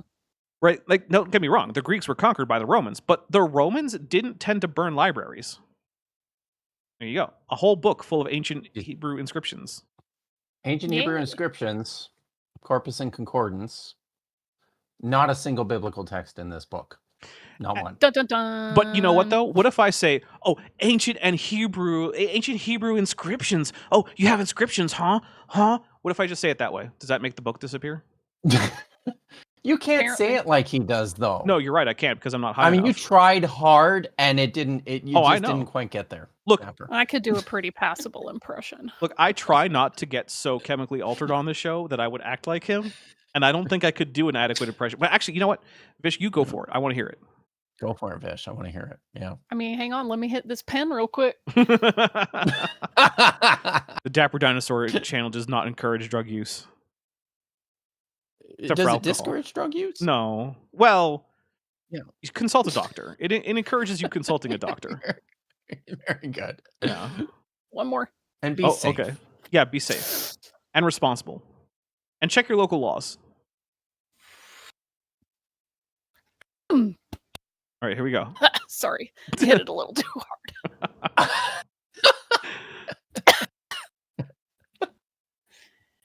You found inscriptions. You found inscriptions and of all these ancient Hebrew texts that you Wow. think aren't biblical texts. Wow. I just think that That's pretty good. you guys need to like revisit what you're doing, because those aren't Hebrew inscriptions, man. They're just wild things people made up and then told you they were Hebrew inscriptions. I'm impressed. There you go. All Very right. good. Told you I could do it. No, yeah, that was excellent. Much better than I'm ever gonna do. Yeah, that had Greek in them and were translations of the Greek. Do you have a citation Ah! for that? Do you have a Sorry. citation that some I pot should have shirt taken the with pop a filter off of my mic. yeah, well, okay, Done. Evan. These inscriptions include things like Hebrew grocery lists, essentially scratched Yes. onto potsherds. Do you think Yes, that's someone Most of them, took right? a Like, it's Greek just- grocery list and then translated it into a conlang they just made up and scratched it onto a bit of Like, pottery? What do you think is that happening? is- I'm taking a drink for that. That is that so is dumb. an impressive that's commitment to very a dumb. grift, right? Like that No is But I mean, No hey, one it's does just that. that is for legendary your crafting. levels. And then on top of that, you just toss it into like a midden on the outside of like a military fort for some reason, apparently. Like, why? Why would you do that? Who are you doing this for? Are you doing it for Ammon Hillman thousands of years later? What, like, seriously, how does he think that works? Oh my god, it's translated from Greek as a potsherd with a fucking grocery It's list. I did it myself. translated from Greek. Oh, Aren't you aware of these paleontological developments? Sorry, I'm not doing it. Claude Simeon for $2 says, scarily accurate impression, Vish. Gonna have nightmares. Oh, that is such Hey, a dumb there's a take. I think I'm reason gonna that have nightmares I- of. There's a I reason was I gonna got say I'm into gonna have voice nightmares acting. of the jump scare. Okay, Vish, what were you going for? I said that there's a reason that I got into voice acting. Yeah, no, you should do Mhm. more. I spent many hours as a child doing impressions and Nice. emulating the voices and the characters I saw on TV. So Salt the midden Yeah. for Ammon, says Robert Adset. Doesn't impress me. Your 1st to 3rd century finding doesn't impress me. Okay, well, they go back way It farther than the don't 1st or impress 2nd me or 3rd much. century. So, yeah, these go back before that. yeah, okay. In fact, Kip, on your book, what are some of the oldest options here? And Lieutenant Math Navigator says for $2, I'm not convinced he can think. Yeah, that's a fair point. So we have in the first section is corpus of Hebrew inscriptions from before 200 BCE, Okay. and there's a whole bunch here from Lachish that date back to the very early 6th century, and then we've got a bunch from Arad, late 7th, early 6th century. Okay. We've got where are these? Oh, these are also from Arad, dating back to the 8th century. Wow. Like 9th century. Holy shit! Like they just keep getting wow. They just keep getting older. So Here. even if we stop at 9th century, that's still Yeah. 600 Amazing. years older than what didn't impress Ammon. Yeah. And Yeah, also yeah, much older dumb. than any dating for the Septuagint. Yes, maybe read a goddamn book, Ammon. That's my advice. Maybe one that isn't written in Greek. Fair. Let me take you to a book. Olivia Williams I'm says for that was $2.79, prescient. Beaverbuck says, There- "What? Kip wrote a book? Wait, did Kip I did Kip did. write a book? I thought you had I've written written no books. 5. That doesn't 5. sound right. 5 books. I'm pretty sure that 5. some of them have been retracted, so that counts as negative, though. I had to We've go been open through the this. chat They're always there. It because- just means they're free. Mm, Free books. You can get my books Rhonda for free. puts and I Some of them. same page. Oh no, they failed to impress an idiot. right? Yes. I feel like Abin's theme song would just be that don't impress me much. Oh. So before I you mean, it's press a good play song. again, before you press play again, he's mentioned a book, Mhm. right? I think I know what this book is. Can I guess? Sure. I think he's going to reference Hebrew is Greek by what's his name? Yehuda. I can't remember the guy's name. It was written in the 1980s, but this is Alright. the conspiracies that have developed surrounding this particular book are there's something. So, Great. I wish that surprised me. I say that a lot I lately. know, Yeah. I right. wish that surprised. That's been my constant refrain lately. What do I get if I'm right? 3 internets. I want something. 3 I get what? internets. Yeah, 3 internets. Internet. 3. Oh, yes. 3 whole internets. Mhm. I hope I can translate those into donuts. Probably not. Donuts. Oh, I'll tell you what. I will send you the Blender Guru donut tutorial for how to make a donut in Blender.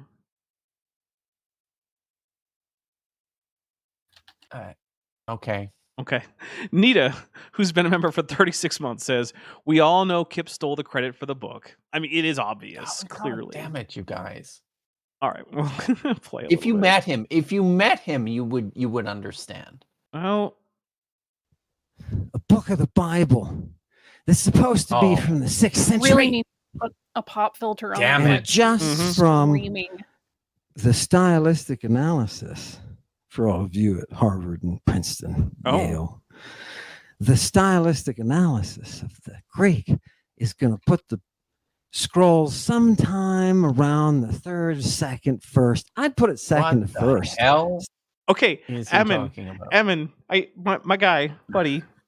Okay, if you translate a 300-year-old text from one language into the contemporary form of a different language, then a stylistic analysis of the text that you produce in the target language is going to tell you that it's contemporaneous to the time you translated it.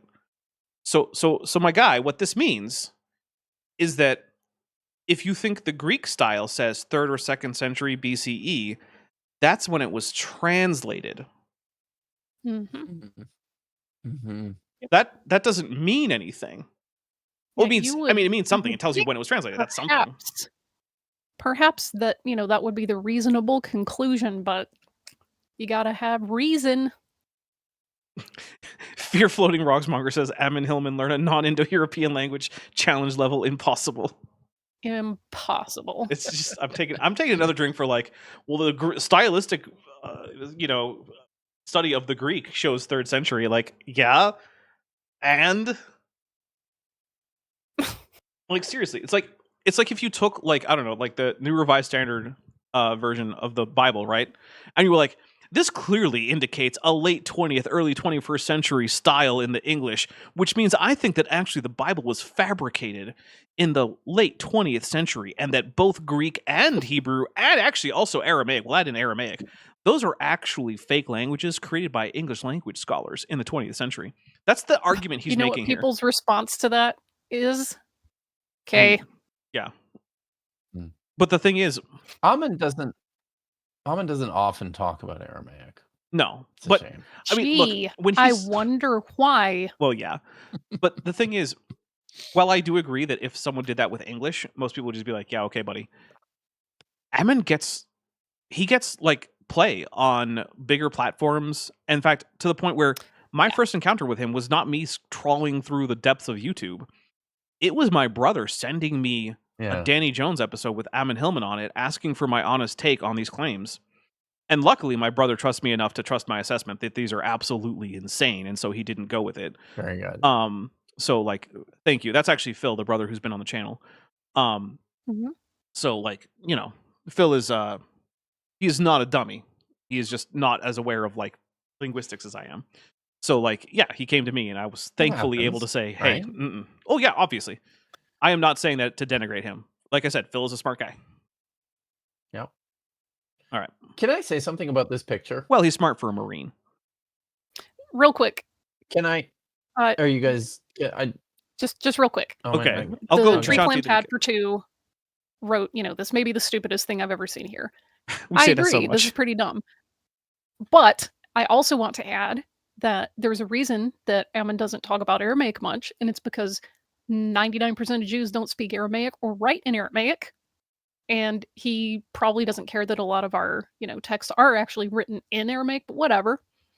2, there is a reason that people love lashing on to this idea that Hebrew's fake, it's a conspiracy, it was started by Greeks, haha. They hate Jews, they hate Judaism, and they just are flagrant anti-Semites. I actually just did wonder to myself, I wonder if there are more Christians who speak Aramaic, because there's still sizable Christian communities whose first language is Aramaic. Oh, yeah. I would put money on probably. it. Yeah. No, I bet that's a good bet. So Hmm. can I? Yeah, go ahead. I'm looking at this picture here, Yeah. and I see a Greek guy in the center holding a giant shoe. I don't think that's what that is. I think that's a lamp. I think that's what that is. Okay. I think it's a shoe. It does kind of look like a shoe. I also think that this is a modern faux Greek piece of art. And the reason I say that is because if it were actually Greeks, all the dicks would be out. That's true. That's fair. Yeah. Yeah, Because if there's one thing the Greeks were not shy about, it was having dicks on art. true. They were That's very pro that. So I think this is a modern faux Greek scene that we're looking at here. Tree Clam Tat for $2 says, shockingly, it was always anti-Semitism. It very often is. I can't say always, Yeah, but it very often. shockingly. It's one of the reasons why my favorite conspiracy theories are mostly cryptids, because generally that doesn't come back to and it was all the Jews' fault. Because yeah, like no one blames the Jews for the Loch Ness monster. Like what would that even mean? What did they put it in the lake? What is that? What? So that's one of the reasons why those are some of my favorite conspiracy theorists, because they just, I guess maybe some of them do, but I've never found one that came back to the Jews. Because boy, am I tired of that one. Yeah, it's just so lazy. Yeah. Although sometimes it goes back to the Jesuits. So that's a nice change of pace. Oh, of course, the Jesuits and the Masons. Yeah, the Masons. Yeah. Yep. So that's a nice little change of pace. At least it's not anti-Semitism. It's anti-Catholic in the case of the Jesuits, which also not great. But yeah. Stylistically, BC. Crap. Yeah, yes, thank you, Ammon, for telling us that the Septuagint was good. BC, not CE. Translation. You know what? matches He the got time something it right. was I'll take a drink. translated stylistically. Very good. All right. Good job, buddy. You don't Accurate, say. bro. I don't care about your re. I talk Anno Domini and before it. Yeah. BC and AD, bro. So Okay. He doesn't like BC, E, and CE. Okay. Cool. Olivia Wow. Williams. No, he prefers the Christian dominant version of Why? calendar keeping in Right. the West. Yep. Actually, one of my my prouder moments on the channel was a conversation with Sal Cordova about why it is that there are people who aren't super comfortable with using AD and BC, and I compared it to using the Hijra calendar if you were in like Saudi Arabia or the UAE or something, right? Like, would you like it if you always had to explicitly mention the religious history of a group that is currently in charge of you in ways you don't like, just to talk about the year something happened? Would that be a thing that you would find fun? Like, no, I probably wouldn't. I'm like, well, now you understand why some non-Christians aren't a big fan of it. And I'm not telling you to change, but like, understand what's going on here. Olivia Williams says for $2.79 Beaver Bucks and the Templars. Yeah, sometimes it goes back to the Templars. Yeah. I mean, they did But- open the Hell Gate underneath the Temple Mount in Jerusalem. So They did. Yes. yeah. Tree Clam Tat for $2 says, if you ask your average evangelical Jesuit, if you ask your average Average evangelical evangelical, comma. Jesuit Jesuit equals Jews. Yeah. I don't know. I feel Mhm. like they know that they're Catholic. Maybe I'm just wrong about that. I have no idea, actually. I don't think that they say that. Maybe they do, and I forgot. Lieutenant Math Navigator The they is doing some heavy lift. I Well, it mean, always is. evangelicalism is super dynamic. It's That's just Yeah, true. it is. Look, 20 years Yeah. ago, There's- they there's would all not have been sorts. fans of the current king of the former United States. fair. Yeah, Yeah. yeah. Lieutenant Math Navigator for $5 says, in the conspiracy world, Jesuits are Jews from Wish. You know, Duh. it's not entirely wrong. Oh. Also, I So hope on this- that everyone on takes this that in the beast- context. Sorry, go ahead. On this BC versus BCE thing here, it's usually a safe bet that if there is a least offensive position to take on a matter, Hmm. that's not what Amon No. Hillman is going to do. Usually. And Yeah. one thing that's weird to me is that he'll be like, "Oh yeah, the Christian dominionist position is the one I want to take when it comes to dating things." But then when it comes to like talking about like the New Testament stories, it's all about like basically he thinks that the entirety of the Gospels are basically just drug-fueled CSAM material. Yeah. It's like, so why are you in other places taking like the Christian hegemonic position on things? Like what's your deal? Dapper, Yep. when he starts making those specific claims about children and the abuse, I really am reminded that I don't own a projector.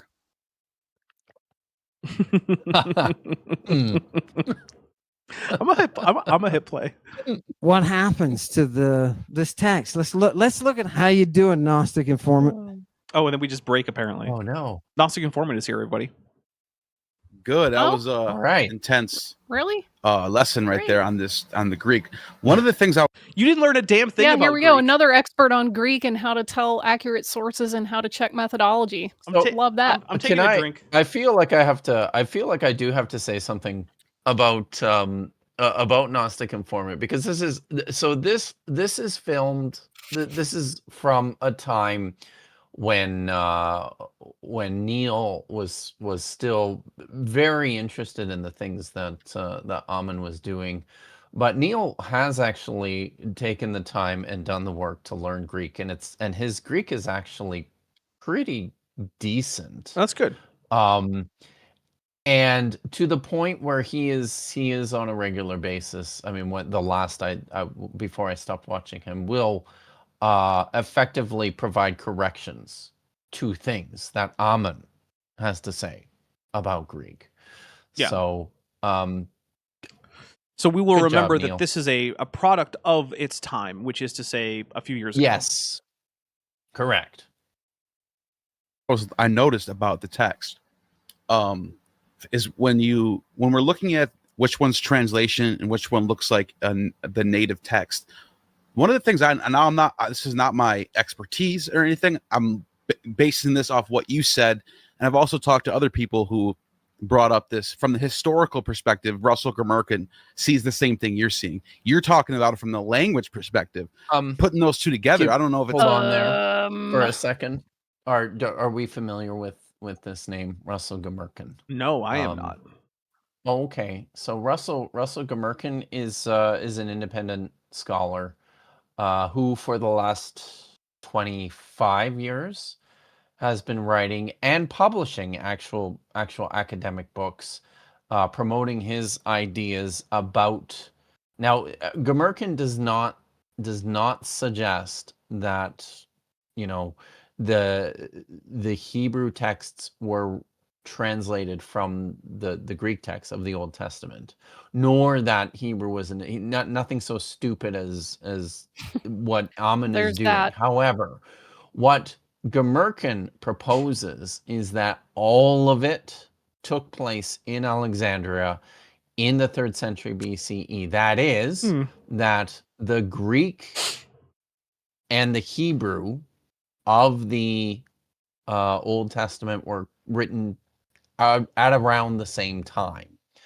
and that there is a great deal of Hellenistic influence on both forms of the text, and he doesn't think there's any way you can confidently date anything before Call me a like skeptic the on 3rd that century claim. as Yeah. a result. And like I said, he's been writing about this stuff for about 25 years. He's published I think 3 or 4 books on it through I think he published one through University of Sheffield 20 years ago, and he's published 1 or 2 others through Routledge. Really? But, yes. So, Wow. but his ideas have been widely ignored or dismissed by scholars for very good reasons. I mean, it just doesn't. You're mostly not grappling with aspects of the actual textual history that we have of the individual books of the Hebrew Bible.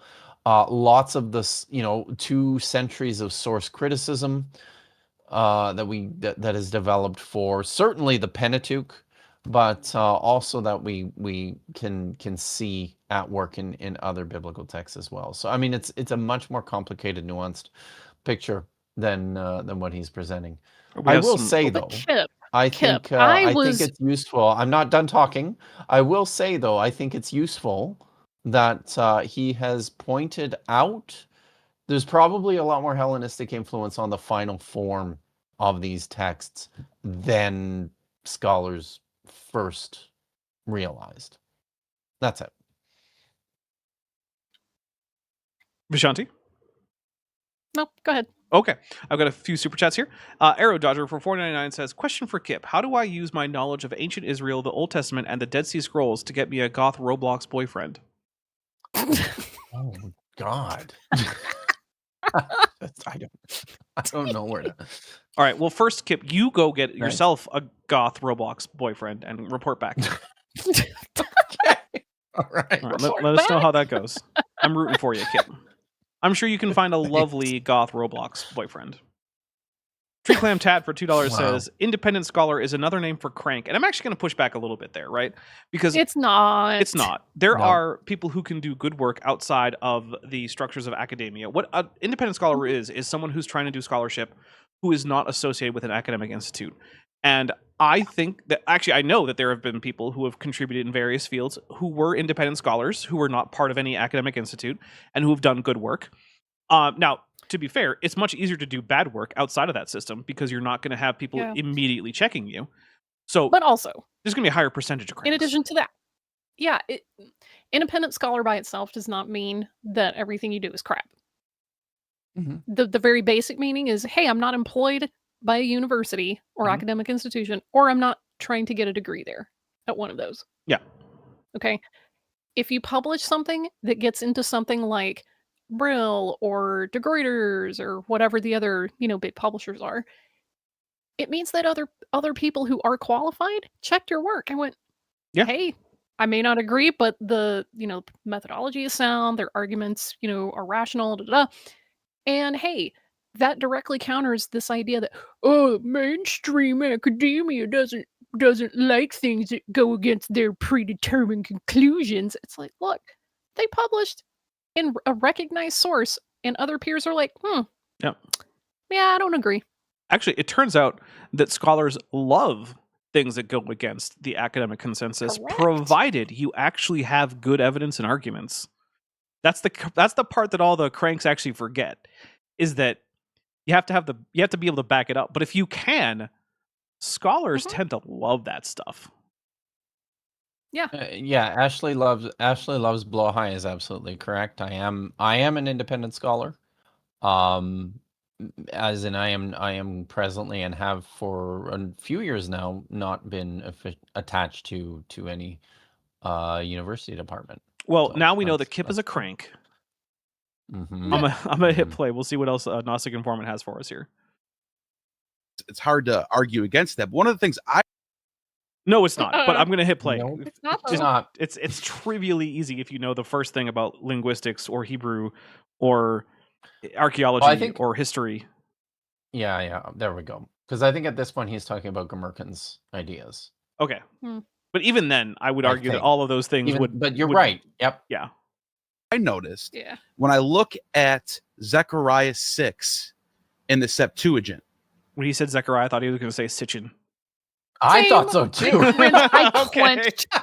I did. I I'll clenched. just take a drink. All three of us were about to go. Oh no! No, not Sitchin. No. Zechariah 6. Well, actually, first let me start with the NIV. When I read it for the first, Odd choice, but okay. Why? doing what I always do, I like don't to know. study, and I wanted to do a video about Alexander, so I bought this. It's the Campaigns of Alexander by Eric. Oh, apparently our editor skipped past that bit, so we don't get to hear him talk about the NIV for some reason. Oh, he's Okay. just like, yeah, nah. Like I said, I found this on the bowels of Okay. YouTube with someone who was apparently a gigantic anti-Semite, having recorded it and slightly edited it. So, whatever.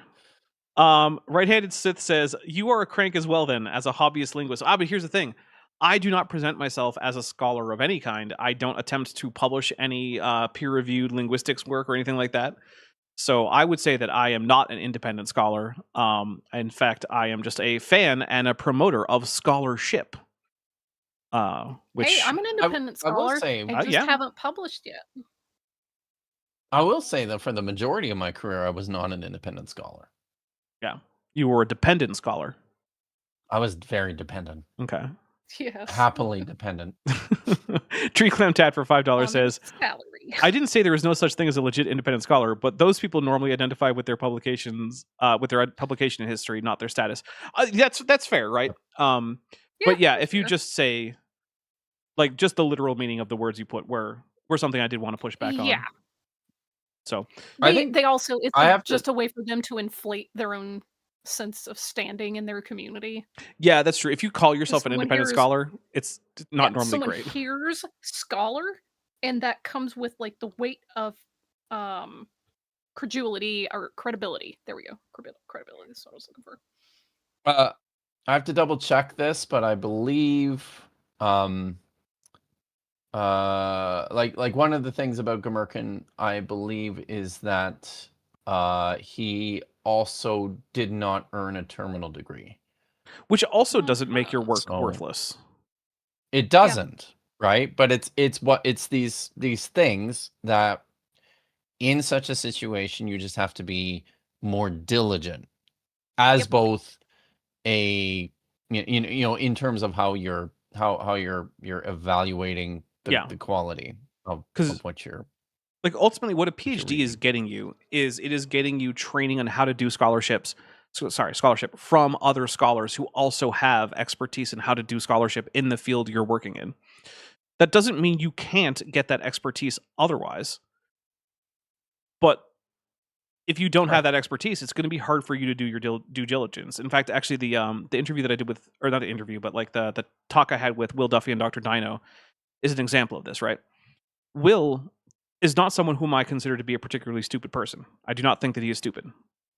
However, he clearly has absolutely no idea what the process of science is like, because he seems to think that the final experiment was actually a scientific experiment that learned something. It's not. It was a publicity stunt against. It was like basically a counter, like, was it like a psyop basically against the flat Earth to do the most dramatic and most difficult to just dismiss thing that you could do.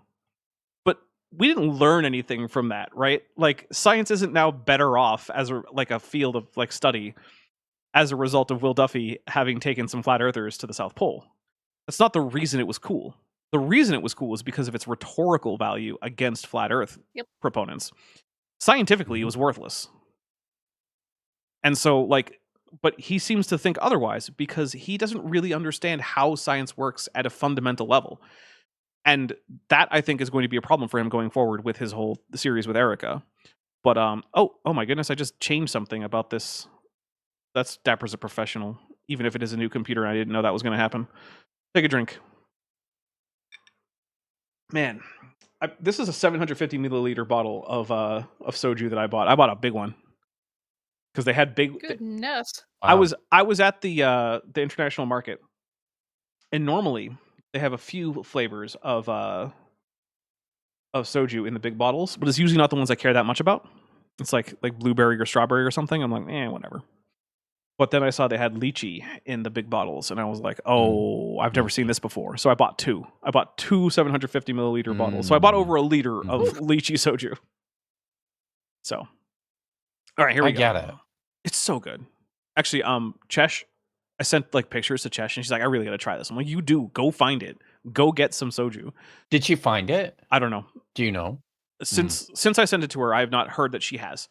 Which, if she did find it, she probably would text me like immediately. So I'm going to presume she hasn't. Okay. So presumably no. Yeah. Tree Clam Tat for $2 says the flat Earth was disproved 2,200 years ago. Will, yeah. I mean, look, I don't want to criticize Will for doing the final experiment because it was awesome and hilarious, and I love that it happened. But also, if you think that this was a scientific development, it wasn't. No science occurred. Not really. Scientific experiments were conducted, but they didn't learn anything new, is basically what I'm trying to say. I'll say this, and this is not super charitable, but I kind of don't care. I believe Duffy has a sense of inflated self-importance. Like, for a rhetorical stunt, naming it the final experiment was a good marketing call. Agreed. I quite like that. But he's a businessman. It's a bit self-important to say that paying for like a group of people to go to Antarctica and record the sun circling around you in the sky is the final experiment to debunk flat Earth. Buddy.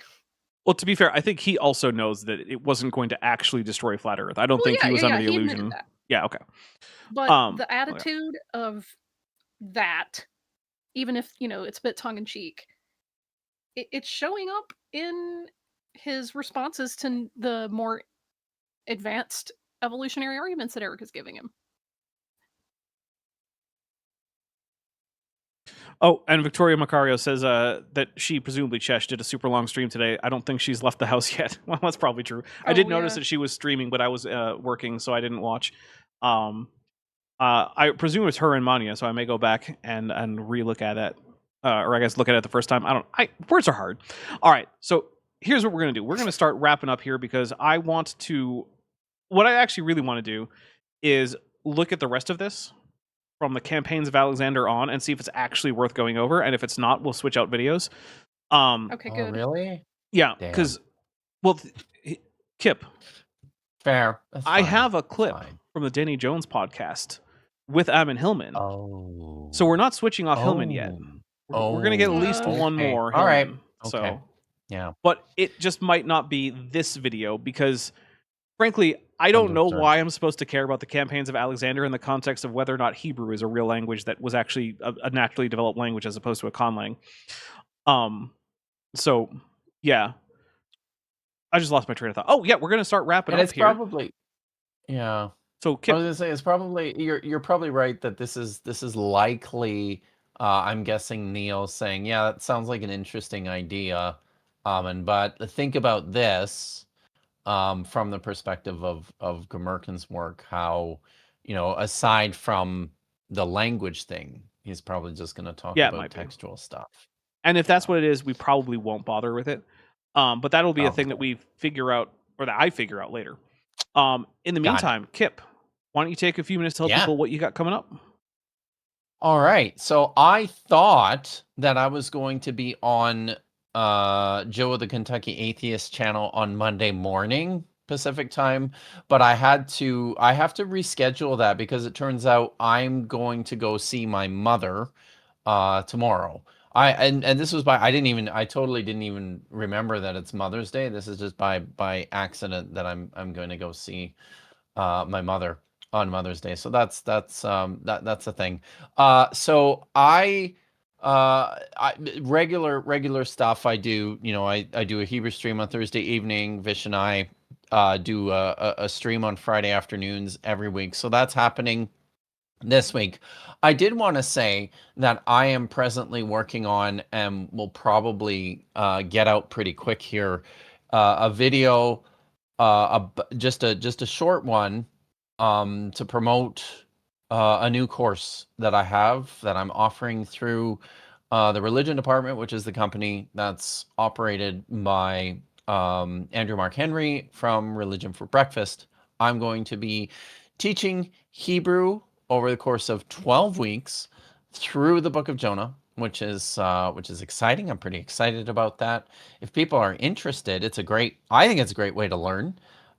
It's an accessible way to learn, and right now I think the early bird pricing is still up until the 20th of May, I believe, is when the early bird pricing is still in effect. So there's a link in the description, in the video description, and if you think that sounds fun, because I think it's very fun, then go and do that. You should go and do that. But I will also have a short video coming out about Jonah stuff. Nice. As a result of that too. And if people are interested, I could be convinced to teach you Klingon by reading through the Book of Jonah in Klingon. That sounds like a completely useless idea, but to each their own. Hey, here's something. Learning a language, regardless of what the language is good for your brain. It's true. That's so, fair. Plus, some people are nerds. I retract that. Yeah, some people are just nerds, and some people wanted to win a bet over nothing in the Navy, and so they learned some Klingon. Can I just sorry, Helen R asked a question about this. If I can just quickly address it. Yes, it is interactive. It'll be in an online classroom, and we have to set the time in a specific time zone at just because of my availability, but that's the unfortunate part of this. So I believe the actual class times are all on the site, so you can go check those out. All right. Vishanti, you got anything coming up that you want people to know about? Nothing coming to mind. Okay. So here for this channel, after this, I do plan on doing at least one episode of Star Trek. There's still some more stuff on this computer that I want to figure out, and so I'm going to be doing a little bit of that afterwards. Plus, this season is weird in that the last 2 episodes have been combined into one on Paramount. So I don't really want to watch 3 episodes, so I'm just going to do one now, and we'll do the 2-parter that's been smushed into one episode later. Unless I'm wrong about that, in which case, I don't know, I don't care. So that's going to be coming up after this, is hopefully I will be able to stream some Star Trek to the Discord. So if you are a channel member or a patron, head over to the Discord after this if you want to watch some Star Trek Enterprise with us. Then on Tuesday at 6 p.m. Pacific, 9 p.m. Eastern, we have Tisdall Tuesday with Chesh. We're going to be talking about the nonsense of Lawrence Tisdall, the French-Canadian young Earth creationist, who might be one of the most dishonest creationists I've ever covered, which is a position I've actually maintained for quite a while. And my basis for this is, at one point, he listed out some absurd statements that no one agreed with and said, this is what they're teaching the kids. So we checked his source. It was a list of statements that were supposed to be for true-false questions, where the answer was supposed to be false. It was given as a list of false things to ask kids to identify as false. And that's what he said they were teaching the kids. What? I am not kidding. Wow. It happened. We went through it live. We checked live what the source was. Crazy. Yeah. So that's Tuesday. Then on Thursday, there is going to be a video release, a premiere. It is going to be, I believe it is, yes, Canadian Creationists Gave Me Homework, Answers in Genesis Canada. Basically, I downloaded this short little video to do a quick series on, 1 or 2 part series. It turned into a 6-part behemoth because every few minutes that Calvin Smith guy was like, check this source. And I was like, okay, I'll check this source. And it turns out that source was an 8-page blog post on creation.com or something that I then had to address because that's where the bulk of his actual comments and points were coming from. And so I had, there's a voice actor credited for this, and who read out the actual posts, and it's a whole thing, and it just kept going and going and going of homework that they just kept giving me. So this is the first part of a very long series about Answers in Genesis Canada, giving me hours of homework, and me actually sitting there and doing the homework because I'm a good student. So that is Wednesday. That'll start at noon at Pacific, 3 p.m. Eastern. It's only a 50-minute video, so it's not going to be like this last week's where it was almost 3 hours. Then on Friday, we are planning to continue on with Chesh's Dungeon, our Dungeons and Dragons short actual play. We should have 2 more sessions of that, I believe, and then we should be back to Star Trek, which worries me a little bit because I don't have all my Star Trek notes, but I think I have enough to be able to get through it. So, okay. And then Saturday at this same time, we are going to be back with either the continuation of this, or maybe I'll pull up that Danny Jones podcast clip that I had on the back burner with also Amon Hellman, because Kip can't get enough of Amon Hellman for some reason. Kip is a masochist. I know. Grungavaldi Gurnison who's been a member for 25 months at the Tetrapod level, says, "You do homework? Nerd!" It's true. I'm a nerd. Yep. Look, I'm the guy who knows Klingon. But do you do other people's homework? I did once write a fake biography for a guy's Algerian grandfather for his class assignment because he didn't want to, and he paid me for it, and he was an engineering major. And I didn't think that him paying me was going to ruin anything, so I did it. And his grandfather fought in one of the wars in Algeria against the Berbers. He fought in one of the Berber wars on the side of the French, and then he went and did some job. I think he became like a jeweler or something. And like I created an entire fictional backstory for this guy's grandfather from Algeria. Yeah, I gave him a fake name and everything. Wow. Yep. Nice. And I checked the history of Algeria to make sure it all lined up, so that if anyone went looking, like, you probably wouldn't be able to find this guy in any records, even if he were real. But kind of impressive. Yeah. Wow. Yeah.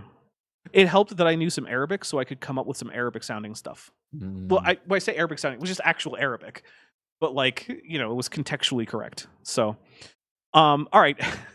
So yes, I will do someone else's homework if it won't actually affect anyone's safety, and if you pay me, and if you don't tell anyone. All right, guys, I'm going to get out of here. Thank you so much. You guys have been absurdly generous. I'm going to double check the fundraiser one more time just to make sure that it has not changed, which it has not since last time that I checked. So thank you so much. You guys have been amazingly generous. I'll be honest, I've been stressing out a whole lot about this whole computer thing, and getting the laptop to the point where I could edit a video released a whole bunch of tension, and I realized I had been tensing almost every single muscle in my body for a week solid, and I was sore as hell afterwards. Wow. Yeah, it was a little rough. I was like, oh, I'm exhausted and sore. Terrible. I'm incredibly sore. What's going on? I was like, oh yeah, I've just been stressed for a week, so I've been clenching everything all the time. So yeah, that's relaxed a little bit. So there's some light at the end of this computer tunnel. And I hope to see you guys over at Discord. And the last thing that will say is that ICE must be abolished.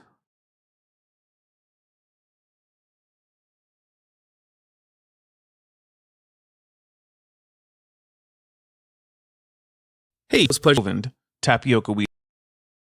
Before you leave, I just want to take a second to thank my patrons and channel members, especially those pledging $20 or above. Siloof, Ben Tovand, Tapioca Weasel, Mikau Dominiak, Sammy LaFleur, Edwin M., Kenneth Swenson, John Ackerman, Sphincter of Doom, Regios, Landon Knoll, Ian Chen, Eleron Teller, Phil Rivara, David Hercules, Joshua Geese, Dan Sheedy, Pegajace, The Plastic Mouse, Gordon Loves Science, Amber Athelian, Prixie Purple, Agricola Sequa, and Me, Myself, and I. It's because of my channel members and patrons whom you're seeing on screen that this channel can stay afloat. Without you, it would all shut down. If you want to join the team, there's a link to join the channel below this video, and there's a link to join the Patreon in the description. On the Patreon, you can get a 15% discount for pledging annually, and either way, you get early access to virtually all of my scripted videos months before they come out for the general public. Thanks for watching.